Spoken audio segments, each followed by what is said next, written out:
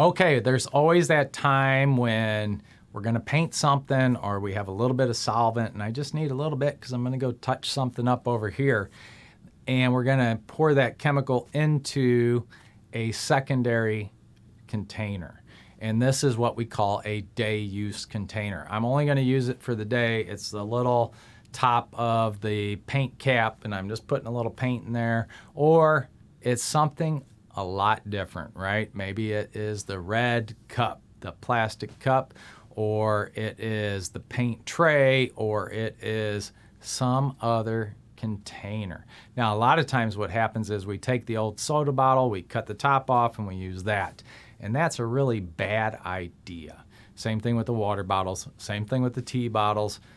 They're great, secondary containers, I get it, but they're really bad because the day use container is not labeled.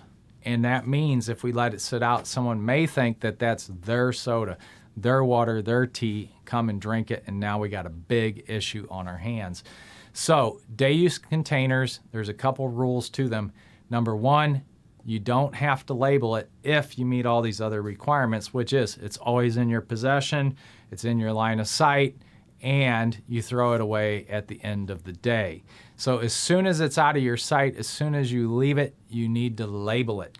And I would suggest that you go ahead and label these things immediately anyway. And if you can get some day use containers that you use on a routine basis, that you have the labeling system there, you just pull the label off, slap it on, and away you go. That's the best. Because here again, Hazard Communication is one of the top cited programs all around the world, especially here in the United States because we have the written OSHA programs, but it is a challenge all around the world. And the bottom line is that every place I go and do inspections or walk through a facility, I always see day use containers and no one's around, and there it is sitting there.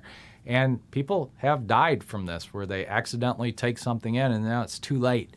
It's done, it's over, right? As soon as you ingest that chemical, you got a problem on your hands. So day use containers must be in your possession, in your sight.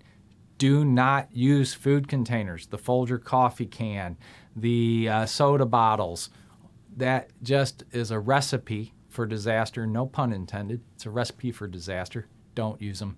Use some other pre-designed container that's made for chemicals and make sure you put the label on it.